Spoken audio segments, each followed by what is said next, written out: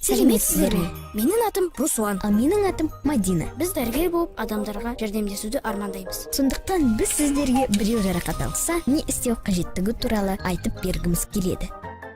Белсенді ойын кезінде соққы алу немесе қуау және қол аяқты соғып алу мүмкін. Ал соққы күшті болса, буынды шығарып алу немесе сыныққа ұшырау мүмкін.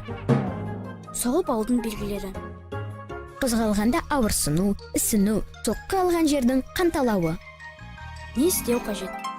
Соғып алған тұсқа мұз немесе суық суға малынған матаның бөлігін қою қажет. Матаны әр 2 минут сайын суық суға малып отыру қажет. Не істеуге болмайды?